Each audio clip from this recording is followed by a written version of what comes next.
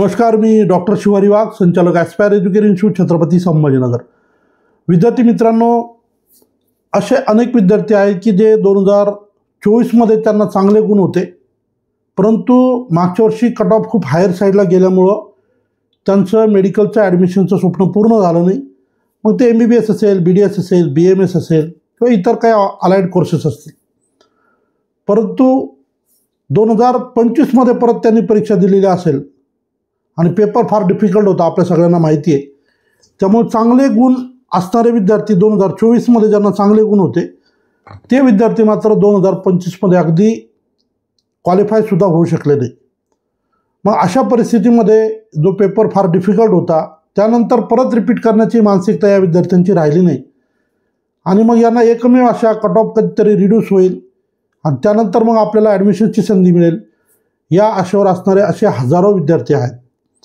आता आपण अनेक राज्यांमध्ये प्रवेश प्रक्रियेमध्ये विद्यार्थ्यांना मार्गदर्शन करतो, त्यांचे ॲडमिशन्स करून देतो, त्यांची प्रक्रियाच करून देतो डायरेक्टली. तर यामुळे अनेक विद्यार्थी पालकांचे सातत्यानं मेसेजेस येत असतात, सर आम्हाला 110 मार्क्स आहे, आम्हाला कुठे संधी मिळेल का, 115 मार्क्स आहेत, संधी मिळेल का. तर याच संदर्भामध्ये ते एक बेसिक गाईडलाईन जे ते आपल्याला उपलब्ध झालेले आहेत. ऑफिशियल नोटिफिकेशन मोस्ट प्रॉबॅबली आज मला वाटतं 8 नोव्हेंबर आहे, आज उद्या येणं अपेक्षित आहे. तर साधारण कट ऑफ काय असू शकतात याबद्दलचे ज्या गाईडलाईन आहेत, टेंटेटिव्ह गाईडलाईन, त्या काय असू शकतात हे मी तुम्हाला या ठिकाणी शेअर करणार आहे.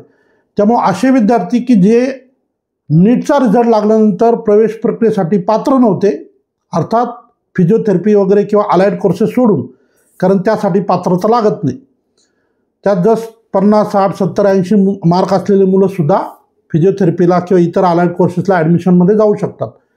पण ज्यांना BMS करायचं आहे, ज्यांना BHMS करायचं आहे, तर अशा मुलांना बेसिक क्वालिफाईंग क्रायटेरिया जो शेड्यूलनुसार होता किंवा नीटच्या स्कोअर कार्डवर होता तो असा होता, ओपन, EWS आणि SCBCचे महाराष्ट्रातील मुलं त्यांना तो 144 होता आणि रिझर्व कॅटेगरीमध्ये तो 113 होता.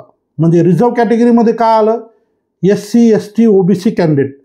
महाराष्ट्रामध्ये OBCचे अनेक प्रवर्ग होतात, त्यामध्ये NT1, NT2, NT3, VJNT, SBC आणि OBC हे सगळे म्हणजे रिझर्व कॅटेगरी. आता नवीन जो काय रिवाइज कट ऑफ असू शकेल, क्वालिफाईंग क्रायटेरिया असू शकेल, तो काय असू शकतो ते बघूया. जो जनरल कॅटेगरी ज्याला आपण म्हणूया, सामान्य प्रवर्ग, आणि रिझर्व कॅटेगरी ज्याला म्हणूया, ज्याच्यामध्ये कोण येतं तर जनरल कॅटेगरीची मुलं, ज्यामध्ये मग EWSसुद्धा आलं आणि SCBCसुद्धा आलं. तर या ठिकाणी साधारण 113 गुण असलेला विद्यार्थी हा जो येतो ॲडमिशनसाठी पात्र असेल. मग तो महाराष्ट्रासाठी असेल, तो MP साठी असेल, तो कर्नाटकसाठी असेल आणि तो UP साठी सुद्धा असेल आणि तो महाराष्ट्रासह देशभरातील सगळ्या ठिकाणी 113 मार्क्स असेल तर तो ॲडमिशनसाठी पात्र असेल. याचा अर्थ ॲडमिशन मिळेल असा नाही आहे. तुम्ही तुमचे सोर्सेस प्रॉपर वापरले, तुम्ही योग्य काउन्सिलरची निवड केली, योग्य मार्गदर्शन घेतलं तर तुमचं ॲडमिशनचं स्वप्न पूर्ण होऊ शकतं. पण जेव्हा आपण पात्र नव्हतो तेव्हा आपल्याकडे इलाज नव्हता, त्यामुळे आपल्याला ॲडमिशन प्रक्रियेत जाता आलं नाही. किमान आता तो रस्ता ओपन होताना आपल्याला पाहायला मिळतो आहे. साधारण 113 ऑनवर्ड स्कोअर असलेले मुलं हे ॲडमिशन प्रक्रियेत भाग घेऊ शकतील आणि योग्य मार्गदर्शन तुम्हाला जर मिळालं तर तुमचं ॲडमिशनचं स्वप्नसुद्धा त्या ठिकाणी पूर्ण होईल. आता यापेक्षा कमी गुण असणारे मुलं ज्यांना साधारण 100 मार्क्स आहेत आणि ते कॅटेगरीत बिलॉंग करत असतील रिझर्व कॅटेगरीमध्ये, तर त्यांच्यासाठी काही सुविधा आहे का, तर यस, रिझर्व कॅटेगरीचा कट ऑफ हा रिड्यूस होऊन साधारण 83 मार्क्सपर्यंत खाली जाईल अशी माहिती उपलब्ध आहे. तर अशा अनेक मुलं असू शकतात की ज्यांना 95, 97, 99, 100 असे गुण आहेत, 105, 107, 113पेक्षा खाली होते, 112. तर या मुलांना जे तर महाराष्ट्राच्या प्रक्रियेत भाग घेता येईल आणि महाराष्ट्राच्या प्रक्रियेमध्ये ते MBBS असेल किंवा ते BMS असेल किंवा BHMS असेल, या कोर्सेससाठी त्यांना त्या ठिकाणी ॲडमिशनला प्रयत्न करतात. अगदी सोप्या भाषेमध्ये, बाहेर राज्यात जात असताना ओपनचा क्वालिफाईंग क्रायटेरिया लागतो, कुणालाही बळी पडू नका. मिनिमम 113, अर्थात त्यासाठी ऑफिशियल नोटिफिकेशन येऊ द्या. ही एक टेंटेटिव्ह माहिती उपलब्ध आहे, त्या आधारे आपण हे व्हिडिओ बनवतो आहे. ऑफिशियल नोटिफिकेशन आल्यानंतर परत तो पण व्हिडिओ आपण पोस्ट करूया. सेम स्कोर असेल तरी मी व्हिडिओ पोस्ट करेन.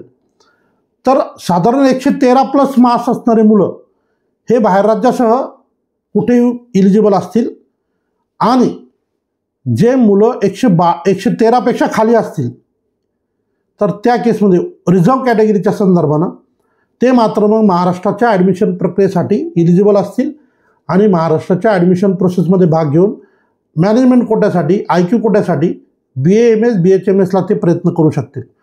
सो असे मुलं ज्यांना 100 गुण आहे पण रिझर्व्ह कॅटेगरी आहे, कोणतीही कॅटेगरी असू द्या, 90 गुण आहेत, 95 गुण आहेत, BHMSला ॲडमिशन मिळालं तरी चालतं, तर अशा मुलांनासुद्धा ॲडमिशनची ही सुवर्ण संधी आहे.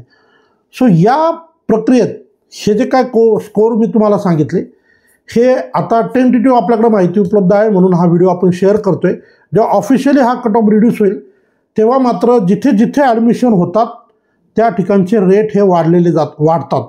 त्याचं कारणच असं आहे, सीट्स लिमिटेड असणार आहेत आणि मागणी जास्त असणार आहे. डिमांड सप्लायचा रूल, मागणी वाढली पुरवठा कमी असेल तर भाव वाढणार.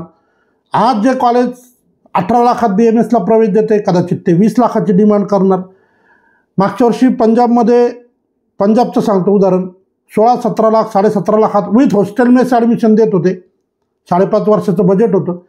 ॲक्च्युली ॲडमिशनच्या दिवशी इतकी गर्दी पडली तर 20 लाखाला फक्त कॉलेजची फीस, हॉस्टेल मेस ॲडिशनल असा रेट झाला आणि आमचेच ॲडमिशन त्या ठिकाणी उडवले गेले.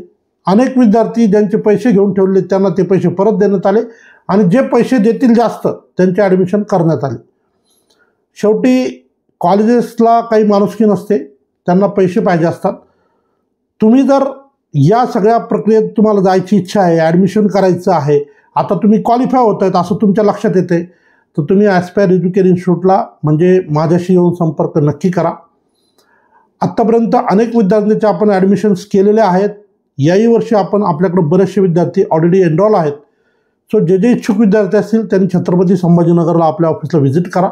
ऑफिसचा address, mobile number, contact details तुम्हाला मी या व्हिडिओच्या डिस्क्रिप्शनमध्ये देतो. तुम्ही त्यावर संपर्क करा, येऊन भेटा. येण्यापूर्वी कॉल मात्र नक्की करा. 113 ऑनवर्ड स्कोर असणारी मुलं ज्यांची बाहेर राज्यात जाण्याची तयारी आहे, ज्यांची UPमध्ये जाण्याची तयारी आहे, ज्यांना कर्नाटकात जाण्याची तयारी आहे, ज्यांना MP मध्ये जाण्याची तयारी आहे, बजेट आहे त्यांचं MP मध्ये साधारण 18 ते 20 लाख, कर्नाटकामध्ये साधारण 17 ते 18 लाख, UPमध्ये 11 ते 12 लाख असं बजेट ज्यांच्याकडे उपलब्ध आहे किंवा अशी तयारी आहे अशा मुलांसाठी एक चांगली संधी असेल. रिपीट करायचं नाही आहे. 113 ऑनवर्ड स्कोर आहे तर तुम्हाला बाहेरच्या राज्यात आपल्याला ॲडमिशनला नक्की मदत करता येईल. सो जे जे इच्छुक आहे त्यांनी नक्की यायचं आहे.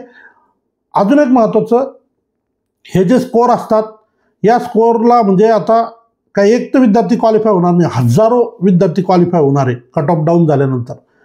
त्यामुळे याच्यात फारशा चॉईस नसतात की मला इथंच पाहिजे, मला महाराष्ट्र बाउंड्रीवरच पाहिजे, मला तेच कॉलेज पाहिजे. असल्या चॉईस असेल तर येऊ नका, कारण या स्कोअरवर चॉईसेसचं काही कारणच नाही. कारण ऑलरेडी 3 राऊंड जवळजवळ सगळीकडे झालेले आहेत. जे काही सीट्स राहतील त्या सीट्समध्ये त्यातल्या त्यात चांगल्यात चांगलं कॉलेज देण्यासाठी प्रयत्न करू. पण मला इथेच पाहिजे, तिथेच पाहिजे, हेच कॉलेज पाहिजे असा चॉईस असेल तर कृपया येऊ नका. कारण शेवटी तुम्ही क्वालिफाय होत असताना तुमच्यासोबत लाखो मुलं क्वालिफाय झालेले असतात. जसे मुलं क्वालिफाय होतात जे ऑलरेडी रिपीटर्स आहेत, त्यांचे पालक जर थोडं आर्थिक परिस्थिती भक्कम असेल तर ते पैशाचा विचार करत नाही, ते ॲडमिशनचा विचार करतात आणि अशा वेळेस फटाफट डिसिजन घेतले जातात. आणि आपण विचारच करत राहतो, आपण जाऊया, सरांना भेटूया, खूप चांगले व्हिडिओ असतात सरांचे, खूप छान माहिती देतात, एकदा जाऊन भेटलं पाहिजे, विचारच करत राहतात. आणि विद्यार्थी पालक जे अवेअर आहेत, ज्यांना याचं महत्त्व कळतं, ते तात्काळ येऊन निर्णय घेतात आणि आम्हीसुद्धा तात्काळ पुढं कॉलेजला जे तर ॲडमिशनसाठी टोकन अमाऊंट देऊन आपलं सीट रिझर्व करतो. सो थोडक्यात काय, जर तुम्हाला या क्वालिफाईंग क्रायटेरियानुसार तुम्ही क्वालिफाय झालात आणि तुम्हाला BMSला ॲडमिशन घ्यायचं आहे तर कृपया तात्काळ निर्णय करा, गाफील राहू नका. वर्ष वाया जाऊ द्यायचं नाही आहे, रिपीटसुद्धा करायचं नाही. तर ही एक चांगली संधी आहे. ऑफिशियल नोटिफिकेशन आज रात्रीला किंवा उद्या परवापर्यंत येईल, परंतु त्याची वाट पाहण्याची गरज नाही. ऑलरेडी याच्या बाबतीतलं ऑफिशियल नोटिफिकेशन आलेलं आहे, म्हणजे इन्स्ट्रक्शन्स आलेल्या आहेत. ऑफिशियल कट ऑफ डाऊनचं शेड्यूल म्हणजे त्याचं जे काय गाईडलाईन असतात त्या पण येतील. पण तुम्हाला जर घ्यायचं आहे ॲडमिशन तर तुम्ही डिसिजन घ्या, निर्णय करा, निर्णय करण्याची वेळ आलेली आहे. घरी बसून उगीच विचार करत बसू नका की मग बघूया, मग ठरवू, मग सांगू. कारण माझ्याकडं दिवसभरात खूप कॉल येतात. बऱ्याचदा मग हां ठीक आहे सर, मी सांगतो हां तुम्हाला. तुम्ही मला कॉल कराल का? मी रिकामा नाही कॉल करायला, कारण आलेले कॉल घेणंच मला होत नाही. कारण मी पर्सनली सगळे कॉल रिसीव्ह करतो. आलेले कॉल अटेंड करण्याचा प्रयत्न माझा असतो. विद्यार्थ्यांपर्यंत प्रत्येक विद्यार्थ्याला, पालकांना माहिती देण्याचा प्रयत्न असतो. परंतु बऱ्याचदा ज्यांना जेन्युअनली ॲडमिशन करायचं आहे त्यांनीच कॉल करा. बरीच चौकशी फोनवर करून मग तुम्हाला सांगतो म्हणतात, टाईमपास होतो. तुमचाही फायदा नाही, माझाही फायदा नाही. म्हणून ज्यांना ॲडमिशन करायचं आहे त्यांनी ऑफिसला या, व्हिजिट करा आणि प्रक्रिया समजून एनरोल करा. वेळ कमी आहे.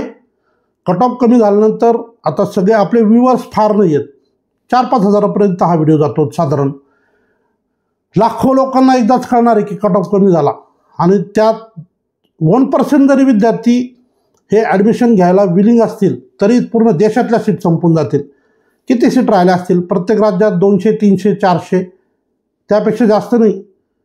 तर अशा परिस्थितीमध्ये आपण उगीच विचार करत न बसता ॲडमिशन घ्यायचं असेल तर ऑफिसला व्हिजिट करा. खात्रीपूर्वक तुमचा परफॉर्मन्स, तुम्हाला कुठे चालतं ते बघून तुम्हाला ॲडमिशन कुठे होऊ शकतं, काय होऊ शकतं, टेंटेटिव्ह आयडिया दिली जाईल, बजेटची आयडिया दिली जाईल, पहिल्या वर्षी किती पैसे लागू शकतात त्याची पण आयडिया दिली जाईल आणि मग तुम्हाला लगेचच निर्णय घेता येईल. सो अगदी तयारीनिशी तुम्ही मला भेटायला या, माहिती घेऊन निर्णय करा असं मी तुम्हाला या व्हिडिओच्या शेवटी सांगतो. जे जे इच्छुक असतील अशा विद्यार्थ्यांना हा व्हिडिओ नक्की शेअर करा. या ठिकाणी थांबतो. धन्यवाद.